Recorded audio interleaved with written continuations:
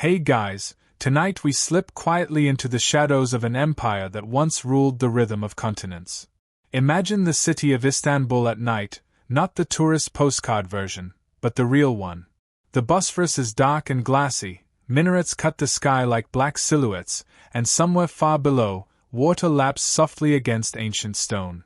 You're here with me, walking streets that have heard the footsteps of emperors, soldiers, merchants, and conspirators.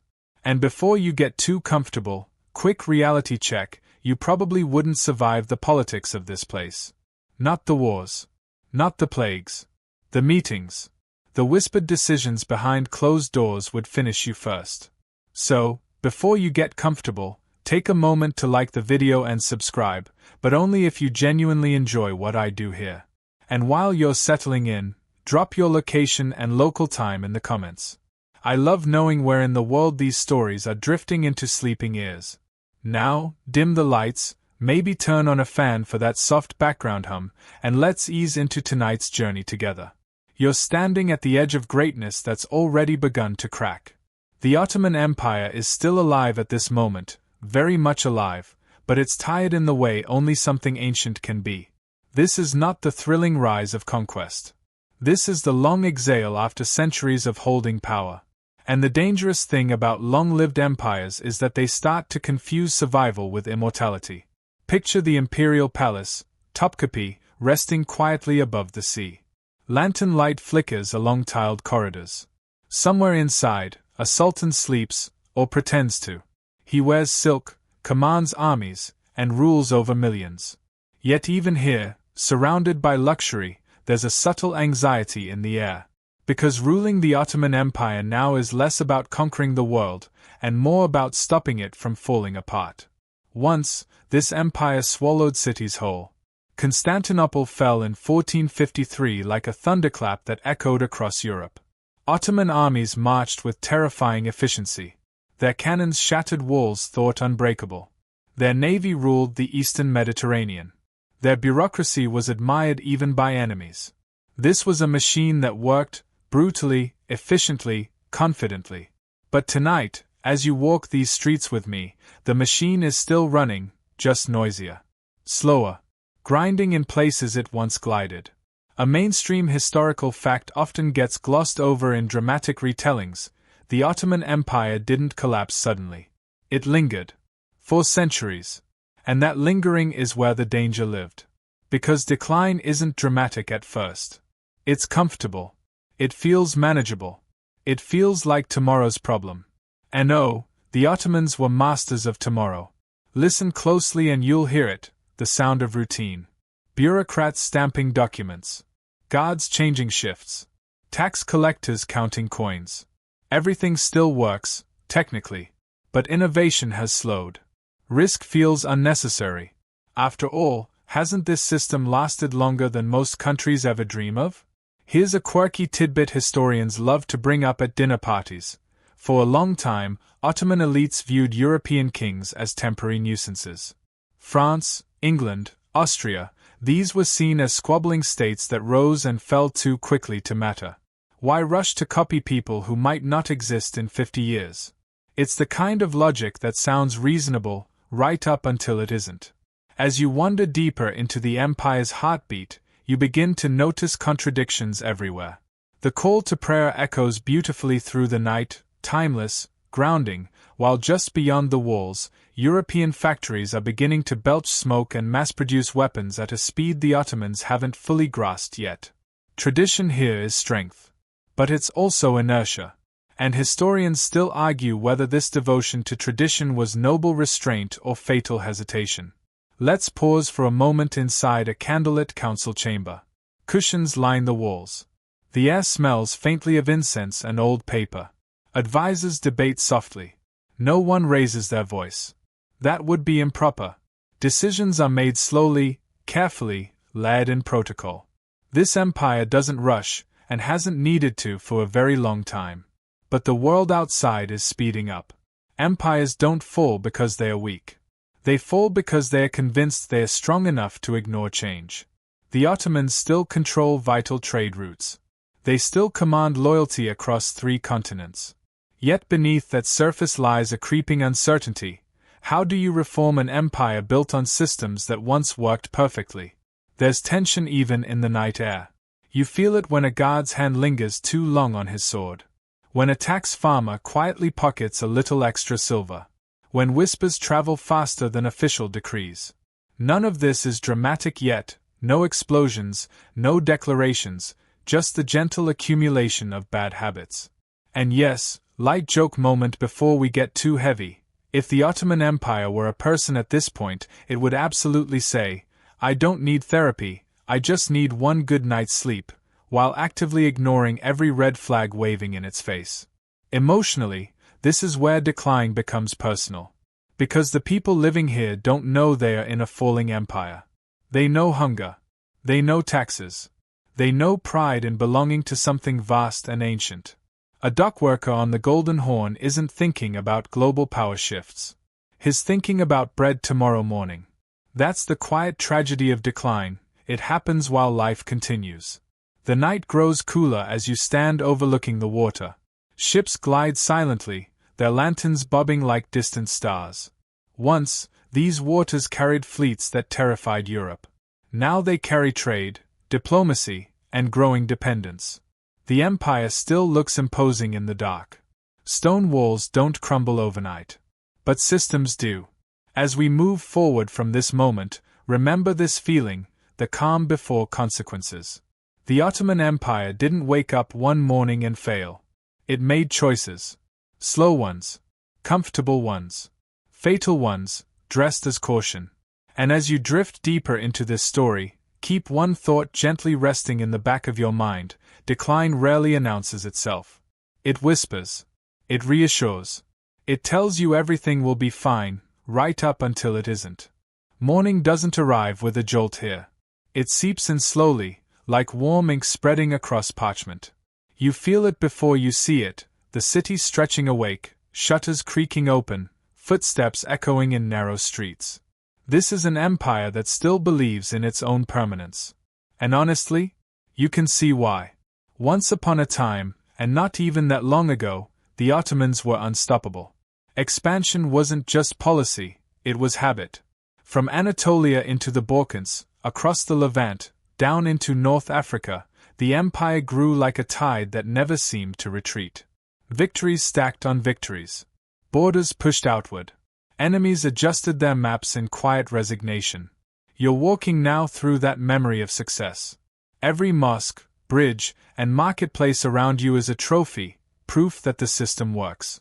Or at least, that it worked spectacularly well for a very long time. Here's the mainstream historical fact anchoring this moment. By the 16th century, under Suleiman the Magnificent, the Ottoman Empire reached its territorial and administrative peak. Laws were standardized. The military was feared. Trade flowed efficiently.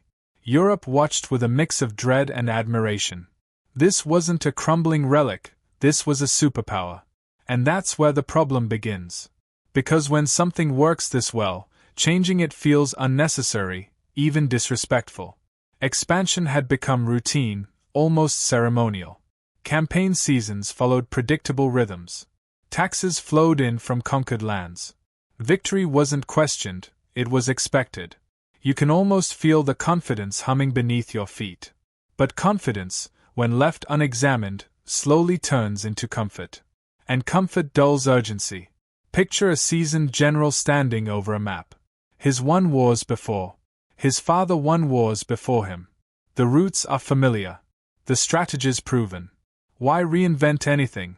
Why risk destabilizing a system that has conquered cities and humbled kings? Here's a quirky tidbit historians love pointing out. Some Ottoman officials genuinely believed the empire had reached a divinely favored balance, not meant to endlessly expand, but to maintain a perfect, God-ordained order. Growth slowing down wasn't failure. It was fulfillment. The empire, in their eyes, had matured. That belief is oddly soothing, and quietly dangerous. Because beyond the borders, Europe isn't resting. It's experimenting. Kingdoms that fight each other constantly, which sounds chaotic, but chaos breeds innovation. New cannons. New naval tactics. New financial systems. While the Ottomans perfect what they already know, their rivals obsess over what might work better. Historians still argue whether the Ottoman leadership could realistically have adopted European-style reforms earlier without tearing their own system apart. Was caution wisdom? Or hesitation fatal? There's no clean answer, just consequences. As you move through the imperial court, you notice how polished everything feels. Ceremonies are flawless. Hierarchies are clear. Everyone knows their place. It's impressive and rigid. New ideas struggle to breathe in rooms where tradition sits like a silent judge. And here's our light joke before things get too existential. Imagine trying to suggest maybe we should change the military in a room full of men whose entire identity is built on never needing to change the military. Career-ending speedrun. Emotionally, this is the chapter where pride quietly tightens its grip. Victories from the past become excuses in the present. "We've always done it this way" turns into a lullaby, soothing, repetitive, impossible to argue with. You pass soldiers drilling in the courtyard. Their movements are disciplined, familiar, effective, but predictable. Nearby, scribes tally revenues from provinces that are starting to feel less loyal, less profitable, more restless. No alarms sound yet. No panic spreads. The empire isn't collapsing, it's coasting. And coasting feels peaceful. But coasting also means you stop pedaling while the road slopes downward. As the sun climbs higher, heat settles over the city. Stone holds warmth. Air grows heavy. It's subtle, but you sense it, the weight of success pressing down instead of lifting up. Expansion has slowed. Borders stabilize. And instead of asking what's next, leadership asks, why rush? Because when you've spent generations winning, slowing down feels like rest. Not retreat. Remember this moment, this golden, comfortable pause. Empires rarely fall at their weakest. They fall when they believe their strength no longer needs sharpening. And as we drift forward, you'll see how comfort turns into resistance, and resistance turns into refusal, and refusal quietly sets the stage for everything that follows. By late afternoon, shadows stretch long across palace courtyards, thin and deliberate, like secrets that know how to wait. You feel it now, the shift from public splendor to private tension.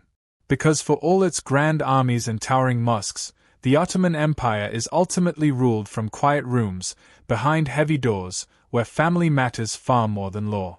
This is where power gets complicated. Succession in the Ottoman world is not a gentle passing of crowns from father to eldest son. There are no polite coronations here, no neatly framed family portraits. Power is survival. And survival is ruthless. Here's the mainstream historical fact anchoring this moment. For centuries, Ottoman succession operated on the principle that the strongest son rules. When a sultan died, his sons raced, sometimes literally, to Constantinople to claim the throne. Whoever arrived first, with the most support, won. The losers? Well, they didn't usually get retirement packages. Fratricide wasn't a tragic accident. It was policy. And yes, if you're thinking, that sounds stressful, congratulations, you've understood the Ottoman court perfectly. You walk softly now through the inner palace, where silks brush stone floors and servants avert their eyes. Somewhere nearby, a prince studies poetry, knowing full well that his brother might someday order his death. Somewhere else, a mother whispers advice to her son, aware that her influence could mean the difference between ruling the empire or vanishing from history. Here's a quirky tidbit that still unsettles people today. Ottoman sultans often justified fratricide as an act of mercy. Better to sacrifice a few princes, they argued, than plunge the empire into civil war. It's cold logic, terrifying, but internally consistent. Peace through bloodshed.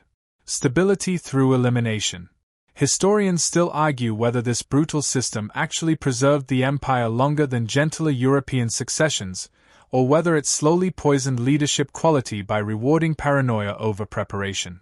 Because here's the unintended consequence: princes raised in isolation. To prevent rebellion, potential heirs were often confined to the palace, living in luxurious but suffocating seclusion. This practice, known as the kafes, or cage, kept them safe and utterly unprepared.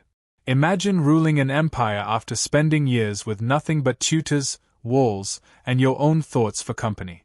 No battlefield experience. No provincial governance. Just theory and fear. And then one day, you're sultan. Light joke moment, because we need oxygen. Imagine being told, "Congratulations, you're emperor," after years of house arrest. No orientation. No manual. Just vibes and existential dread. As you sit with this, you begin to feel the shift. Earlier sultans led armies personally. They rode at the front. They bled with their soldiers. Now, many rule from behind curtains, relying on advisors, eunuchs, and palace factions. Power hasn't vanished, it's fragmented. You hear whispers in hallways. Court politics hum constantly. Decisions aren't always made by the most capable voice, but by the closest one. Influence becomes currency. Survival becomes strategy. Emotionally, this is where the empire starts ruling itself inward instead of outward. The palace becomes a world of shadows. Every gesture is watched. Every silence interpreted. Advisors speak carefully, aware that honesty can be dangerous. A wrong suggestion might cost a career, or a head.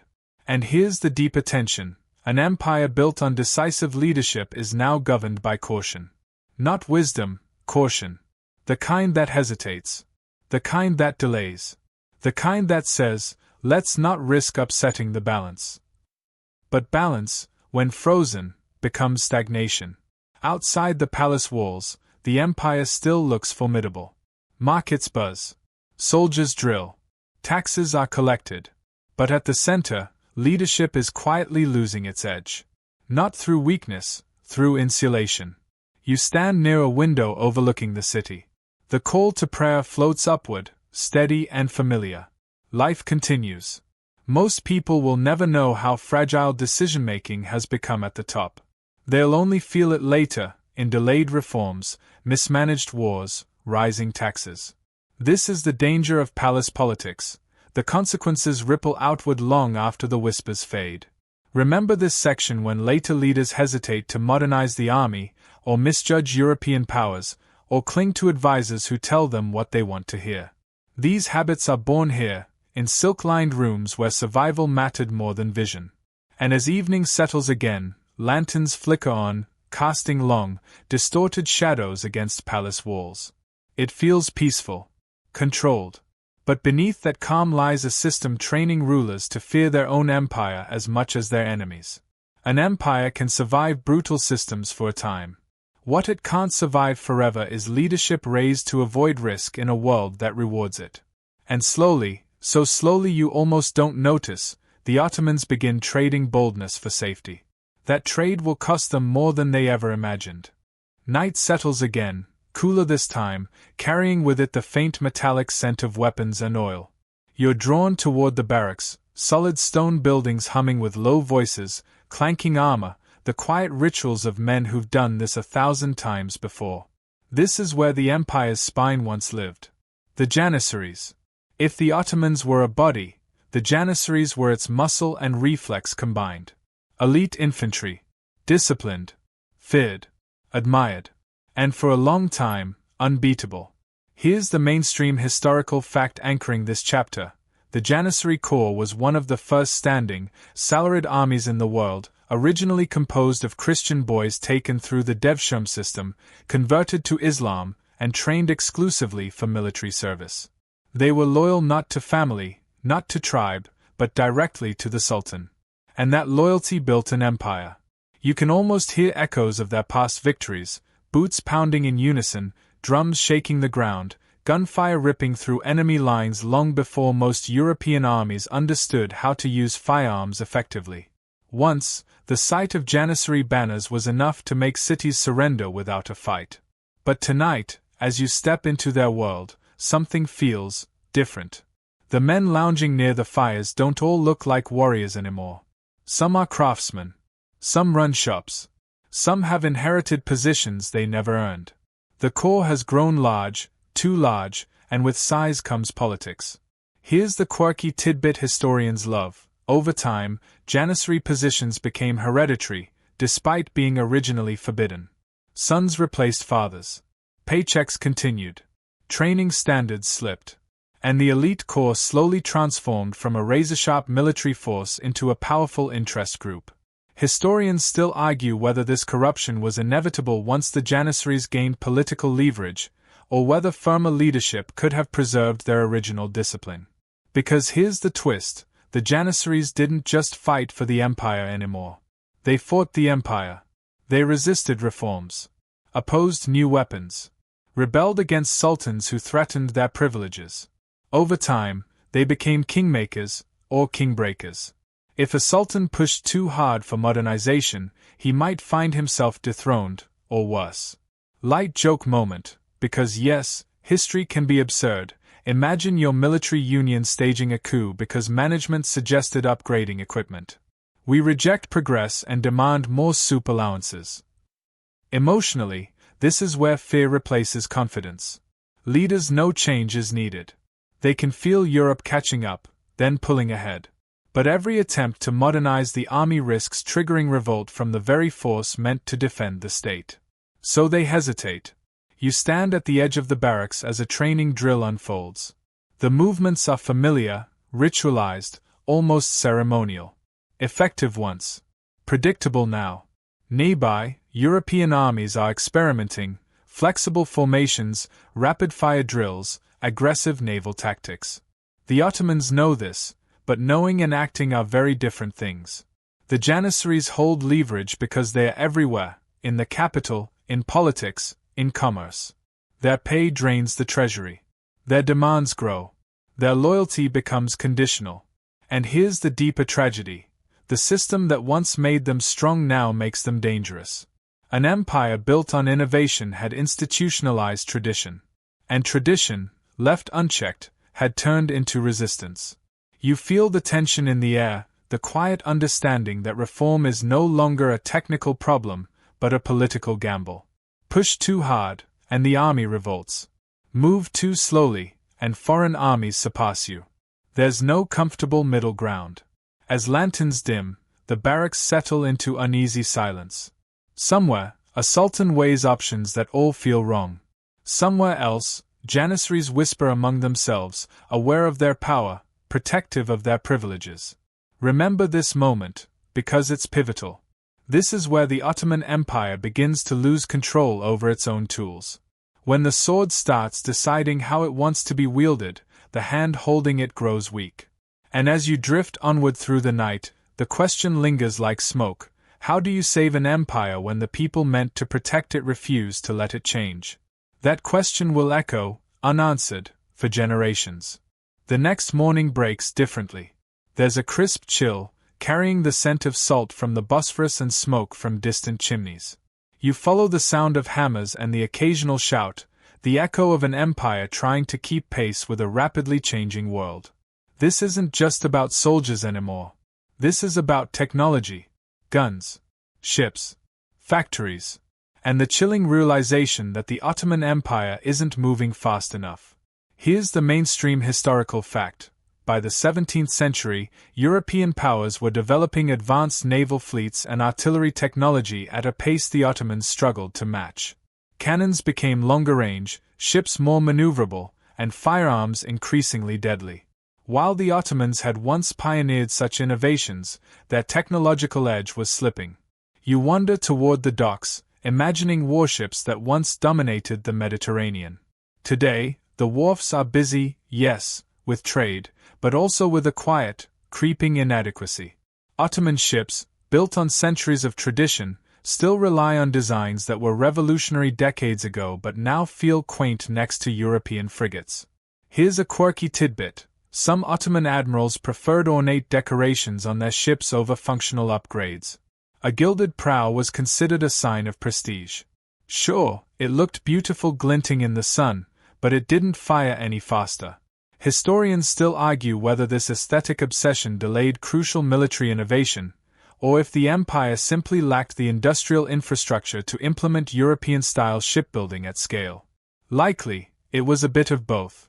As you watch the harbor, you feel the tension, a mix of pride and frustration. Pride for the empire's legacy, frustration because Europe is overtaking them while the Ottoman approach remains cautious, almost reverent of tradition. And here's the emotional sting: they know it. Leaders whisper it behind closed doors. Officers murmur it under their breath. But acknowledgement doesn't equal action. Action carries risk. And risk is terrifying. Meanwhile, across the city, artisans and workshops hum with production, but the pace is slower than Europe's factories. Modernization isn't just about new guns or ships, it's about an entire mindset. Change threatens hierarchy, profits, and prestige. So the empire moves, but cautiously, a pace that feels safe internally, but dangerously slow externally. You walk past a blacksmith shaping cannonballs. Sparks fly, but they are few and far between. The European powers have begun producing these in quantity, using mass techniques, while here, tradition dictates meticulous craftsmanship. Quality remains high, but quantity lags. And in wars, quantity often trumps quality. And here's a light joke before the tension tightens. Imagine telling a sultan, "Your ships look amazing, but the French fleet just circled your coast 3 times. He'd probably sigh, sip his tea, and ask why the sky isn't prettier. Emotionally, this is where frustration builds quietly. Soldiers trained to fight the enemy are starting to feel outpaced by them. Administrators managing resources see inefficiency eating away at profits. The empire's own magnificence becomes a gilded cage. As the sun sets, the harbor glows with reflections of lanterns. Europe is moving ahead in invisible ways: logistics, navigation, gunpowder innovation, while the Ottomans cling to their proven methods. Their empire is still vast, their reputation still formidable. Yet, in this quiet comparison, you sense the first hints of imbalance. This is the moment when history whispers, not shouts: the empire is still strong, but it's no longer the fastest, the sharpest, the most unpredictable. The world is catching up, and soon, it will overtake. And as you drift away from the docks, feel the tension lingering in the salt air.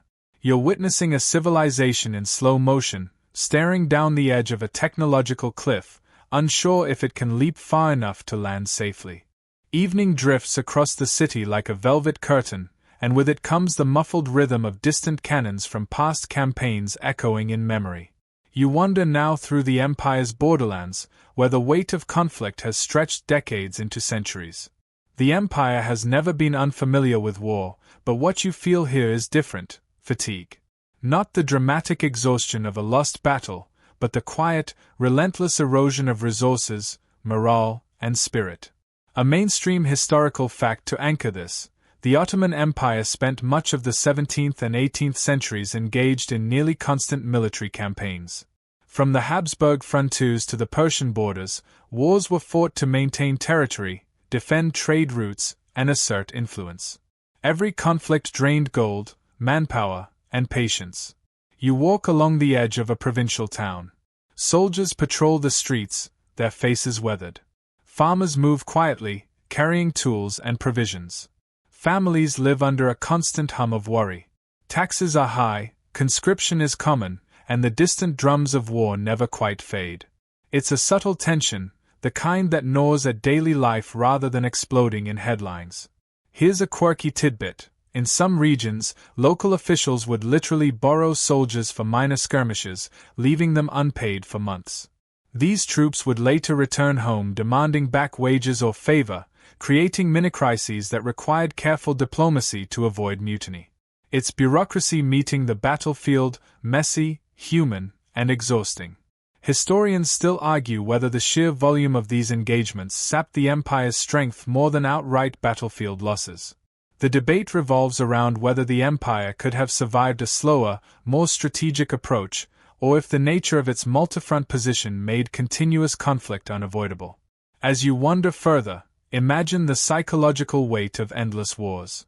Veterans return home to villages stripped of men, fields left fallow, and families dependent on shrinking reserves.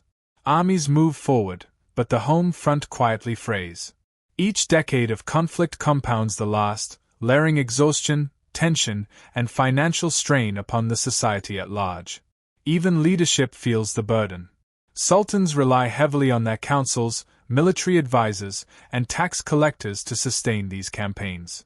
Each decision, to wage war, sign a treaty, or fortify a city, is made knowing that failure could ripple through multiple provinces simultaneously. And yet, hesitation can be just as costly. It's a delicate balance on a knife's edge. Light joke moment before we get too heavy. Imagine a general saying, "We'll fight another battle after tea." In some corners of the empire, they might have actually tried. Emotionally, this is where empathy seeps into the narrative. War is not just numbers and borders, it's households emptied, markets disrupted, and traditions paused. It's grief and resilience intertwined. And the empire, vast as it is, starts to feel the human cost of being stretched thin. As night deepens, you notice the contrast. Villages under Ottoman control remain orderly, structured, and governed, but there's an undercurrent of quiet despair. Soldiers march home from foreign campaigns, their eyes reflecting both pride and the bitter taste of fatigue. Leaders in distant palaces make decisions in comfort, yet the effects are profoundly human on the ground. Here, in these quiet, war-weary provinces, you sense the first cracks in what once seemed unbreakable. Long wars have exposed the limits of control, the fragility of loyalty, and the price of pride. It is slow, almost imperceptible, but undeniably shaping the empire's trajectory. The empire continues to fight. It continues to govern. But every campaign, every levy, every march stretches the fabric thinner. And soon, you realize, the system will not only face enemies beyond its borders, but also those within, resentment, disillusionment, and fatigue quietly fermenting unrest. And as you watch the sun fade behind distant hills, remember this: wars do not only kill soldiers. They shape the hearts and minds of generations. The Ottoman Empire still breathes, still marches, still governs, but the long shadow of continuous conflict begins to press ever more insistently against its soul.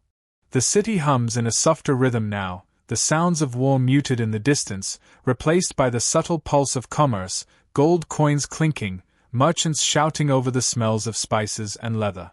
This is where another kind of battle unfolds, not on battlefields, but in corridors of power and backroom deals. The lifeblood of the empire isn't just armies and borders. It's money. And here, corruption has learned to grow like ivy, slowly but persistently. A mainstream historical fact: by the 18th century, Ottoman administration suffered from widespread bribery, tax farming, and nepotism. Governors and officials often kept a portion of collected taxes for themselves, while some positions could be bought outright, creating a system where loyalty was often purchased rather than earned. You wander through the bazaar in your mind. A merchant exchanges silks for coins, while officials pass through, collecting gifts to turn a blind eye. Every transaction, every favor, every whispered agreement subtly reshapes the balance of power. The empire functions, yes, but it does so with an underlying rot that threatens its very foundation. Here's a quirky tidbit. Some Ottoman officials were so confident in their immunity that they kept detailed ledgers of bribes, almost like accounting for corruption. In a strange way, it was both methodical and audacious, proof that bureaucracy could coexist with lawlessness, at least temporarily. Historians still argue whether this corruption was a symptom of decline or a driving force behind it. Did these practices emerge because the empire was weakening, or did they accelerate the weakening by undermining governance? There's no definitive answer, but the effect is clear. Systems meant to protect the empire were subtly feeding the forces that would unravel it. Emotionally, you begin to feel the human element here. Citizens notice the disparity between what they owe and what the elite collects. Morale sinks quietly. Resentment simmers beneath polite bows and polite speech.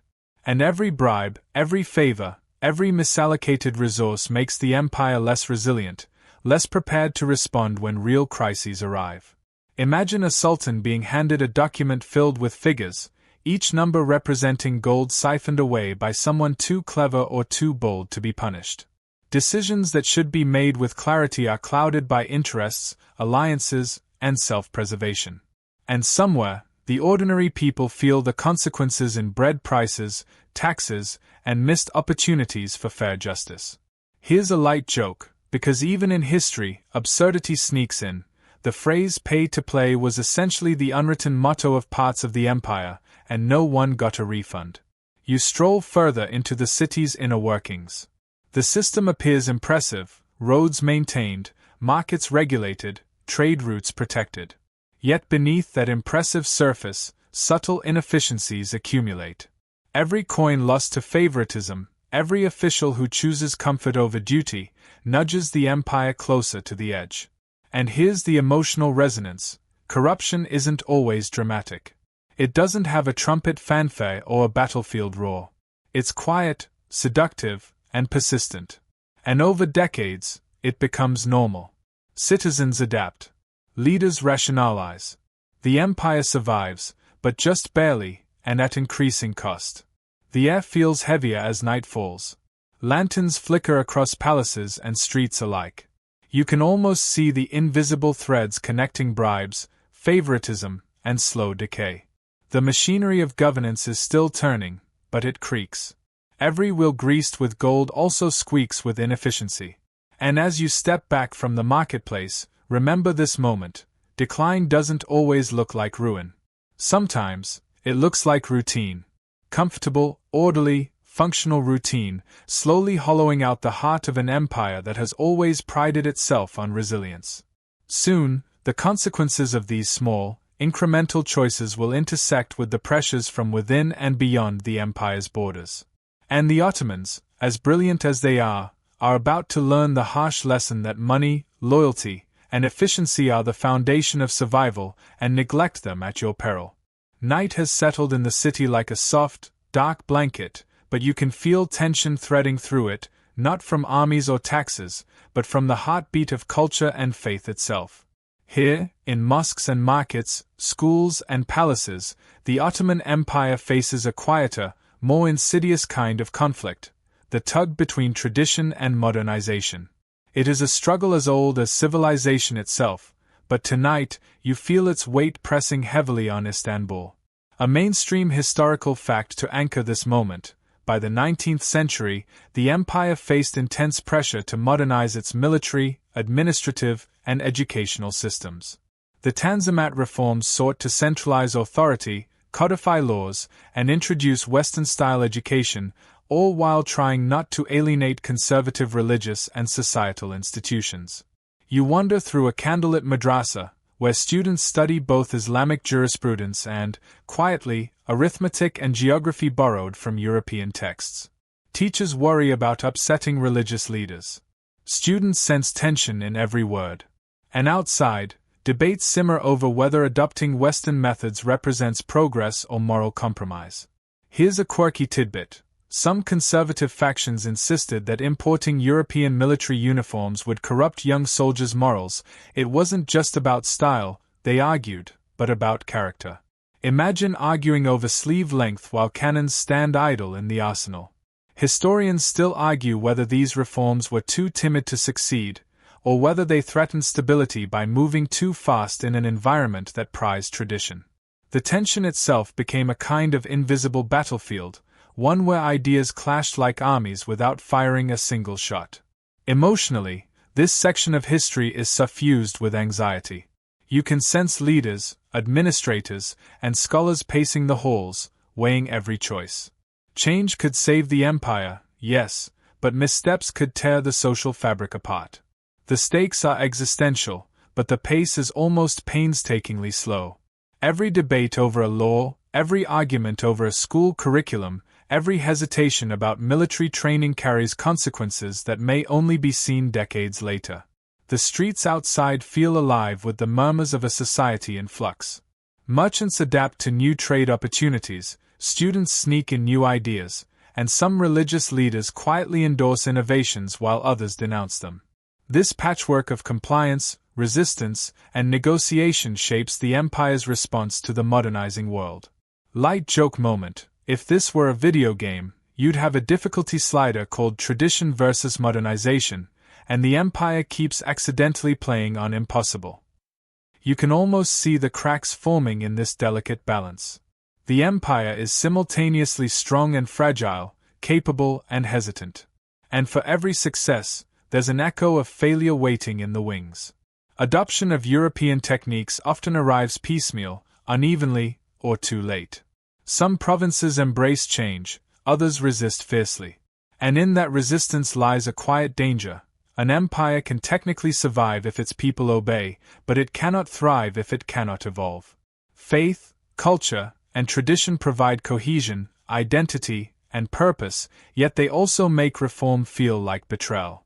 Leaders navigate these waters carefully, aware that alienating the devout or conservative factions could spark unrest, while failing to modernize leaves the empire exposed to enemies beyond its borders. By the time night deepens further, lanterns glow in the streets, shadows of minarets stretching long across stone pavements. You feel the pull of two worlds, the old, secure traditions that have held society together for centuries, and the new, dynamic methods of Europe that threaten to leave the empire behind. This is a landscape of quiet fear and cautious hope. A delicate tension between maintaining what has always worked and daring to embrace what might. And as you linger in this still, candlelit moment, you sense the heartbeat of an empire at a crossroads, one foot in history, the other trembling over the abyss of the future. Dawn arrives with a faint chill, carrying the scent of morning bread and wet stone. You find yourself walking along a network of provincial towns, villages, and cities, each humming with the rhythms of daily life, yet all shadowed by a new, unsettling awareness. Diversity, once the empire's strength, is becoming a source of tension. Peoples of many languages, religions, and traditions are beginning to imagine futures without Istanbul as the central authority. Nationalism is stirring, quietly but insistently, in hearts across the Balkans, the Arab provinces, and beyond. A mainstream historical fact, by the 19th century, nationalist movements were emerging across the Ottoman Empire. Greeks, Serbs, Bulgarians, and Arabs increasingly pushed for self-rule, influenced by European ideas of nationhood and independence. Revolts, both small and large, challenged the centuries-old imperial structure. You wander through a bustling marketplace in a provincial city. Merchants speak in multiple languages, banners of trade flutter, and yet there's an undercurrent of anxiety. You can almost hear whispers of our own future, murmured quietly among citizens who have grown frustrated with distant rulers, slow reforms, and heavy taxation. Here's a quirky tidbit. Some regional leaders attempted to outsmart the empire by staging puppet uprisings to gain favor with foreign powers, all while keeping control of their lands. It's a strange mix of cunning and audacity, almost like playing chess while the board is on fire. Historians still argue whether nationalism alone was enough to dismantle Ottoman control, or whether it merely provided momentum to an empire already weakened by internal stagnation, economic pressure, and military resistance. The answer remains as complex as the map itself. Emotionally, this is where you begin to sense an empire losing its grip on the imagination of its subjects. People no longer see the Ottoman flag solely as a protective symbol. For some, it becomes a reminder of distant authority, neglect, or missed opportunity. Loyalty shifts from abstract imperial pride to tangible, local identity. And that is a subtle, but profound, erosion of cohesion. You pass a small schoolhouse where children are taught both Ottoman history and the local language of their homeland. Teachers look nervous, aware that encouraging local pride could spark suspicion from governors. Parents nod, torn between gratitude for order and hope for independence. You can almost feel the weight of generations standing on this delicate knife edge of cultural tension. Light joke moment. Imagine a student raising their hand and saying, "Sir, can we declare independence today?" The teacher would probably smile nervously and remind them that geography has rules. The empire senses these stirrings and tries to respond, often clumsily. Reforms are announced, autonomy offered, but trust is fraying. Local leaders, influenced by both pragmatism and foreign encouragement, start testing boundaries. A minor dispute here, a tax rebellion there, these incidents ripple outward, showing cracks that were invisible from the capital. And here's the human truth. For those living in these provinces, nationalism is not abstract. It is about land, culture, language, and dignity. It's hope wrapped in action. And every whisper of independence challenges centuries of centralized control, forcing the empire to confront its own limits. As the sun climbs higher, casting golden light across tiles and rooftops, you feel the empire's reach thinning. Its presence remains impressive, yet increasingly symbolic, as the ideals it represents are no longer universally embraced. Control, once unquestioned, becomes negotiable. This is where the Ottoman Empire begins to face enemies within its soul. Loyalty becomes conditional, identity fragments, and the promise of unity starts to erode. And while borders on maps remain intact, in hearts and minds, the empire is being redrawn. Step back for a moment, breathe it in. The cities, the towns, the provinces, each alive with ambition, fear, hope, and quiet rebellion. These subtle currents, almost invisible at first, will become tidal forces that the empire cannot ignore. The quiet awakening of nationalism, patient, persistent, and persuasive, marks a turning point. The empire is no longer only contending with external foes. Its future will be determined as much by the hearts of its people as by the strategies of its generals. The afternoon sun pours gold over the imperial capital, and you wander along the crowded streets, noticing a different kind of unrest this time, economic strain. For all the empire's centuries of wealth and trade, cracks have begun appearing in its financial foundations. Roads still carry caravans. Markets bustle. But behind the bustle lies tension. Revenue is shrinking, costs are rising, and old methods no longer suffice to sustain a sprawling, multi-continent empire. Here's a mainstream historical fact. By the 18th and 19th centuries, the Ottoman Empire faced mounting debt to European creditors, largely due to wars, infrastructure projects, and mismanaged finances. These loans came with interest and obligations that increasingly limited the empire's autonomy, slowly tethering its policy choices to foreign influence. You walk past a moneychanger's shop, noticing the coins of multiple empires scattered on tables. Gold ducats, silver rubles, Ottoman axes. The exchange rates fluctuate unpredictably. Traders whisper about debts owed, profits lost, and the growing clout of foreign bankers. This is the silent battlefield of finance, where invisible hands guide the fate of empires without firing a single shot. A quirky tidbit historians like to point out: some Ottoman officials reportedly kept separate personal ledgers to secretly profit from state loans, sometimes intentionally misreporting interest to enrich themselves. Accounting as both strategy and subterfuge, the empire's own version of an espionage thriller.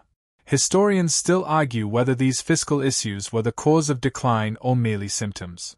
Was it external pressure that forced the empire to adapt too late, or internal mismanagement that made foreign dependency inevitable? Likely, it was a perilous combination of both. Emotionally, the scene is layered with tension. Ordinary citizens pay the price with higher taxes, more labor, and occasional food shortages. Provincial governors struggle to collect enough revenue to maintain troops, infrastructure, and civil services. Corruption amplifies the pressure, eroding confidence in leadership and intensifying frustration among the populace. You can almost feel a city silently bracing itself, aware of instability but unsure of how to respond. Imagine a merchant negotiating a contract, realizing that his wealth might vanish not due to theft or war, but because of invisible obligations to bankers he's never met. A light joke sneaks in: if ancient finance were a modern startup, it would be Ottoman Bankers Incorporated, pivoting to ruin since 1700. And yet, for centuries, systems like these kept the empire afloat, until now. Across Istanbul, luxury and poverty coexist side by side. Palaces gleam, funded by taxes and trade, while streets whisper stories of debt and scarcity. Every loan, every delayed payment, every misallocated fund adds pressure that compounds with military fatigue, bureaucratic inertia, and rising local discontent. The human stakes are palpable. The empire's elite continue lavish lifestyles, often unaware or indifferent to the precariousness below. Soldiers, officials, and ordinary citizens bear the economic strain, each making daily choices to survive within a system that seems simultaneously robust and fragile. Step back and feel the broader picture. An empire reliant on wealth accumulated over centuries, now entangled in foreign debt, slowly surrendering autonomy to maintain its image of power. Money is no longer just a tool, it has become a constraint, a silent governor influencing decisions as profoundly as any sultan or general. As evening approaches, shadows stretch across the trading streets. Lanterns flicker. Conversations turn hushed. The empire continues to function, but beneath the surface, financial tension hums like an undercurrent, shaping the very possibilities of survival, reform, and defense. And so, with wealth constrained and ambitions checked, the Ottoman Empire feels the first whispers of a new reality. That no matter the Sultan's power, no matter the grandeur of palaces, an empire without secure finances cannot sustain its world. Night descends with a soft, almost eerie calm, yet the air feels thick with unease. You move through the streets of Constantinople once again, this time noticing subtle signs of societal unrest. Public protests are rare, the empire's authority is still respected, but murmurs travel like wildfire, fueled by inequality, taxation, and a growing perception that the old order no longer serves everyone equally. The Ottoman Empire is vast, but controlling hearts and minds is proving more difficult than controlling armies. Here's a mainstream historical fact. Social unrest increased significantly in the 18th and 19th centuries, fueled by peasant revolts, urban uprisings, and discontent among various ethnic and religious groups. Economic hardship, heavy taxation, and inconsistent enforcement of law contributed to these tensions, creating a precarious internal landscape. You stroll past a small cafe, where merchants debate politics quietly over tea. They speak in cautious tones, careful not to be overheard by local officials, yet the dissatisfaction is palpable. Every complaint, every grumble, every whispered hope for change hints at an empire under subtle pressure from within. A quirky tidbit: in some provinces, satirical plays and poems became a secret form of protest, mocking corrupt officials and exaggeratedly praising European rivals. Humor, historians note, acted as both catharsis and political commentary, a reminder that culture itself can be a form of resistance. Historians still argue whether these social disturbances were isolated incidents or early symptoms of systemic decline. Were these uprisings inevitable, given the empire's size and diversity, or could effective reforms have maintained loyalty and stability?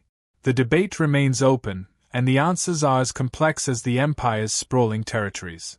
Emotionally, the atmosphere is thick with tension. Citizens feel the burden of centuries of governance and taxation, while leaders struggle to maintain order without exacerbating resentment. Everyday life continues, but under the surface, uncertainty simmers. You can feel the weight of anticipation, a sense that something has shifted quietly, irreversibly. Step into the heart of the city and notice the mingling of tradition and change. Religious festivals proceed as usual, yet foreign ideas seep through in conversations, newspapers, and imported goods. Students learn new sciences alongside classical studies.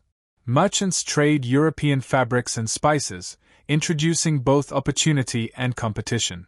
The empire's long-standing systems coexist uneasily with an influx of novel concepts, slowly transforming the social fabric. Light joke moment. Picture a street performer trying to satirize bureaucracy while being watched by an actual tax collector, a delicate act of bravery and timing, almost like juggling knives in a library. Here, in the interplay between societal expectation and subtle rebellion, you sense a critical tension. The Ottoman Empire is still impressive, still controlling vast lands and people, yet it faces challenges that swords and cannons cannot resolve. The pressures of modernization, internal dissent, and cultural evolution are converging, forcing the empire to confront dilemmas that have no simple solutions. As you linger in the quiet streets, the lamps flicker against the stone buildings. You can almost hear the echo of the past, whispers of former glories mingling with the discontent of a present slowly moving toward transformation. The empire functions, yes, but the human currents within it are shifting, shaping a story that will ultimately determine survival, identity, and legacy.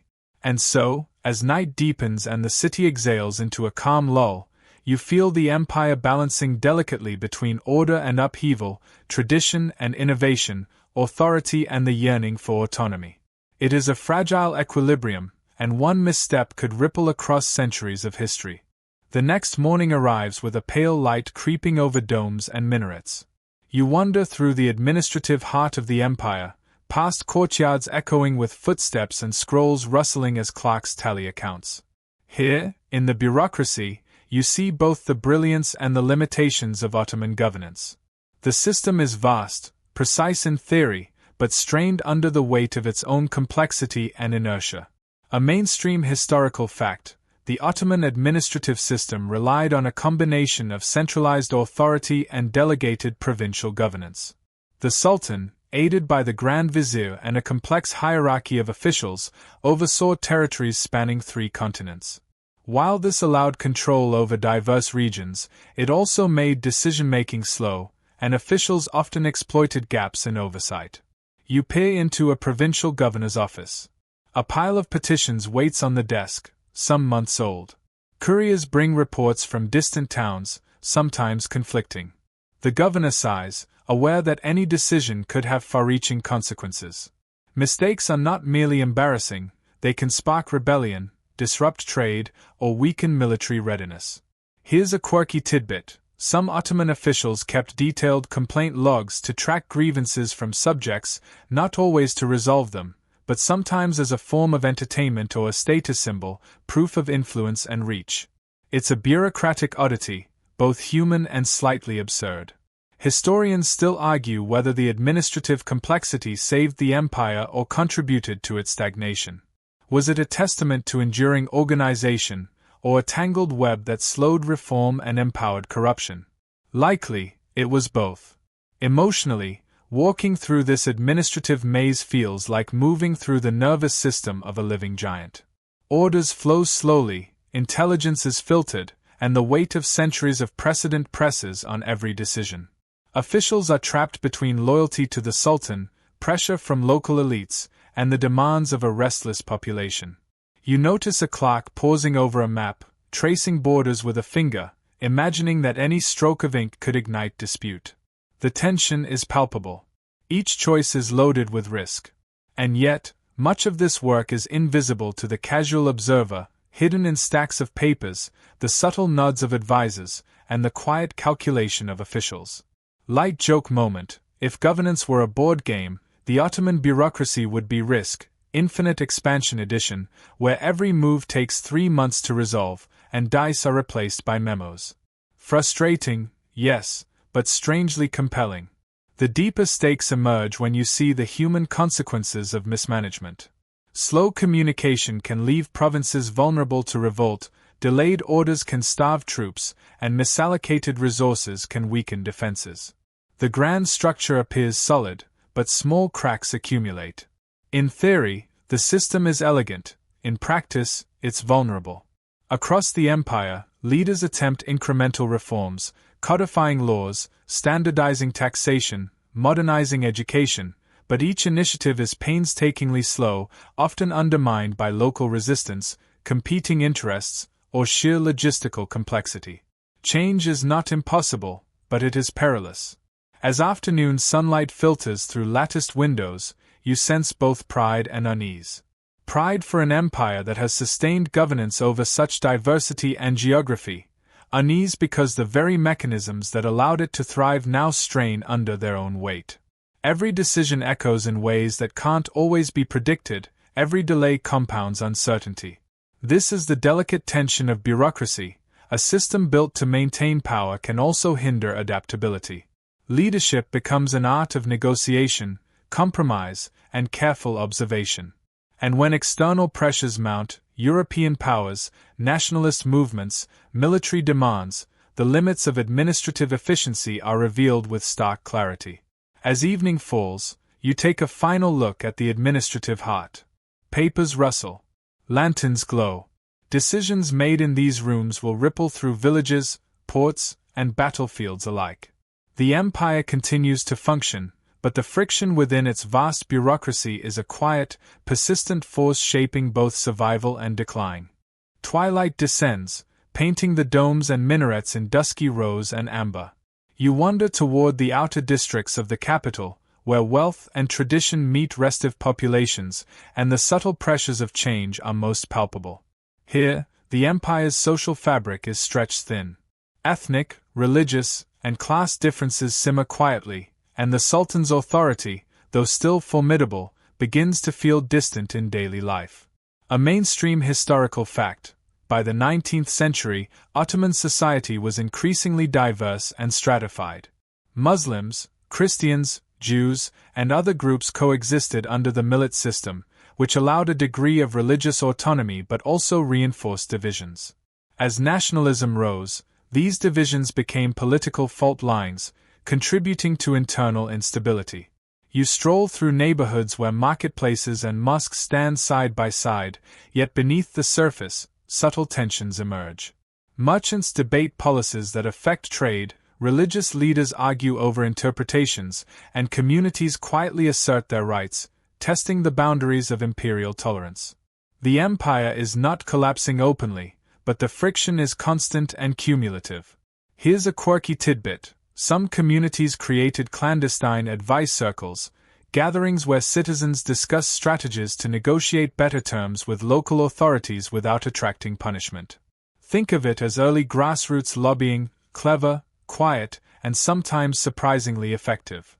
Historians still argue whether the millet system was a stabilizing force or a slow incubator of division. Did it preserve harmony among diverse populations, or did it delay the inevitable fractures that nationalism and reform pressures would exacerbate? Scholars remain divided, and the evidence is nuanced. Emotionally, you sense the empire straining to maintain cohesion. Leaders attempt reforms, impose decrees, and navigate external pressures, but the human element remains unpredictable. Local allegiances shift subtly. Families weigh loyalty to the Sultan against survival and opportunity. And slowly, the once invisible fault lines of society grow more pronounced. Imagine the ordinary citizen, paying taxes, obeying curfews, navigating legal disputes, and silently measuring the distance between tradition and change. Every small decision carries both personal and societal consequences. The human element amplifies what the maps cannot show, subtle anxieties that ripple quietly through neighborhoods, villages, and provinces alike. Light joke moment. Picture a merchant telling a customer, "Your tax revolt comes with complimentary coffee today." Humor disguises tension, but it's a coping mechanism that lets people survive uncertainty with a smirk. You notice leaders walking carefully through the streets, aware that unrest could flare from a single spark.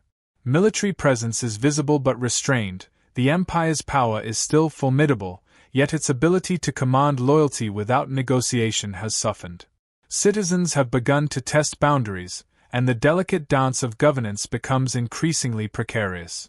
By nightfall, lanterns glow softly against stone pavements, minarets cast long shadows, and the city exhales into a quiet, tense rhythm. You can feel the weight of centuries in every decision, every subtle interaction, every law enforced and ignored. The empire is still standing, still magnificent, yet these quiet pressures are shaping the trajectory of history in profound ways. Here, in the twilight of social tension, you witness a world at once resilient and fragile, magnificent yet vulnerable. It is the human pulse, loyalty, ambition, fear, and hope that defines the empire as much as armies or palaces. And as you step back into the night, you feel the story of the Ottoman Empire being written in whispers, glances, and choices that will echo for generations to come. Night deepens, and you move toward the edge of the empire, where distant provinces and frontiers feel the first real gusts of change. Here, the Ottoman grip is not broken, but it is stretched, and every strain is visible in the lives of soldiers, governors, and civilians. Borders are monitored, yes, but the empire's reach is finite, and the pressures of modernization, nationalism, and bureaucracy converge quietly but relentlessly. A mainstream historical fact: the Ottoman Empire's borders were vast and diverse, encompassing multiple continents and cultures. Controlling these frontiers required a mix of military presence, local governance, and diplomacy. Yet by the 19th century, rebellions, foreign influence, and logistical challenges made frontier control increasingly difficult. You follow a caravan road lined with villages, hills, and watchtowers. Soldiers patrol, but their numbers are spread thin. Governors communicate via couriers over long distances, sometimes taking weeks. A local dispute here, a foreign envoy there, each requires attention and strategic thinking, but resources are limited. It's a delicate balancing act, and one misstep can ripple across regions. Here's a quirky tidbit. Some frontier units relied on messengers who were renowned for memorizing entire letters or reports because parchment was scarce, and any lost document could mean delayed reinforcements or miscommunication. Imagine memorizing a full bureaucratic missive under the pressure of potential revolt. Historians still argue whether the empire could have maintained such a vast territory sustainably, or if gradual fragmentation was inevitable given technological, social, and financial constraints. It's a question without a simple answer, wrapped in the complexities of geography, culture, and human ambition. Emotionally, walking through the provinces, you feel both resilience and tension. Communities are self-reliant, proud, and adaptive, yet their connection to the imperial center is tenuous. Soldiers are aware that their loyalty is tested daily, not just by enemies, but by distance, neglect, and the pull of local identities. Governors make decisions that could protect or provoke unrest, balancing authority and diplomacy in ways that feel almost surgical. Light joke moment. Picture a soldier at a remote outpost declaring, "If the Sultan needs me, he can come fetch me himself." The absurdity of loyalty stretched to its limits. As the sun sets behind distant mountains, you sense the empire's paradox, immense in territory and resources, yet fragile in coordination and control. Decisions made in Istanbul echo unevenly across provinces, while local leaders often improvise in ways that can strengthen or undermine authority. Every victory or reform in the center faces the test of implementation thousands of miles away. And here's the emotional resonance. The empire is not collapsing in dramatic explosions or open defeat. Instead, it strains quietly under the weight of its ambitions, its history, and the expectations of its people. Loyalty frays, ambition grows, and external pressures intensify. It is a slow, almost invisible, erosion, one that is difficult to counter and easy to underestimate. As night swallows the landscape, lanterns flicker across remote villages. The rhythm of life continues, soldiers patrol, markets hum faintly, and governors plan carefully. Yet the pressure of distance, diversity, and evolving politics leaves the empire at once magnificent and vulnerable, a giant whose strength is undeniable, but whose center of gravity is shifting. And so, on the edge of the empire, you witness the subtle, quiet forces that will shape the Ottoman decline: stretched borders, diverse populations, limited resources, and a leadership struggling to adapt in time. The empire's reach is still impressive, but every challenge reminds you that control is as much about human will as it is about maps and armies. Night has deepened into a quiet, contemplative darkness, and you find yourself wandering along the corridors of imperial memory, tracing the footsteps of sultans, soldiers, scholars, and ordinary citizens alike. The empire, for all its centuries of glory, is approaching a moment where choices, mistakes, and inertia converge to shape its fate. You sense both majesty and fragility in every stone, every lantern-lit alley, every whisper of wind across the Bosphorus. A mainstream historical fact, by the late 19th and early 20th centuries, the Ottoman Empire had become known as the sick man of Europe. Military defeats, economic dependency on foreign powers, nationalist uprisings, and internal inefficiencies had left it vulnerable. While still culturally and historically rich, its political and strategic strength had waned. You wander through the palace halls, imagining the sultan's pacing, advisors whispering, and the constant pressure to maintain relevance in a changing world. Ceremonies continue, diplomats arrive, and the empire projects an image of power, but beneath the surface, anxiety lingers. Every decision is scrutinized, every move measured, and every hesitation magnified. Here's a quirky tidbit. Some late-era Ottoman officials believed that importing European innovations in trivial matters, like modern street lamps or even chocolate, symbolized progress. While charming, it highlighted the selective, sometimes superficial approach to modernization. The empire was trying to keep pace, but often in ways that were visible rather than substantive. Historians still argue whether the decline was inevitable or if decisive reforms could have stabilized the empire. Could different choices in military restructuring, fiscal management, or societal inclusion have altered history? Or was the sheer weight of internal and external pressures always going to pull the empire toward collapse? The debate continues, inviting endless reflection. Emotionally, you sense the poignancy of this moment. Pride and nostalgia intertwine with frustration and fear. Citizens, soldiers, and leaders alike feel the tension between legacy and survival. The empire's immense history presses on the present, a reminder that even centuries of power cannot shield against slow, systemic decline. Light joke moment. Imagine an Ottoman bureaucrat consulting a map and whispering, "Well, at least we still have most of Europe in the corner of the map." It's a quiet levity in the face of enormous, slow-moving challenges. Across cities, provinces, and borders, the threads of governance, loyalty, culture, and ambition pull against each other. Military innovation lags behind Europe. Nationalist movements stir quietly. Corruption and bureaucracy slow critical decision-making. Economic dependency constrains freedom. And yet, in all this tension, the empire persists, breathing, adapting, and enduring in ways both majestic and tragic. Step back and absorb the full picture. Centuries of expansion, brilliance, and influence are now weighed against the pressures of modernization, shifting identities, and systemic inefficiencies. The Ottoman Empire still commands awe, but it is a giant weary from the passage of time, choices, and circumstance. As you pause in the quiet, lanterns flickering and distant waves lapping against the harbor, the empire becomes almost tangible, a living entity shaped by human ambition, brilliance, and frailty. Its story is one of complexity, of subtle erosion, and of moments where courage, indecision, or simple inertia determined the course of history. And here, in the hushed night, you can feel the profound lesson whispering through time, that even the mightiest civilizations, with all their grandeur, are ultimately vulnerable to the quiet, relentless forces of change. Choices matter. Inaction matters. And legacy is built as much by survival as by brilliance.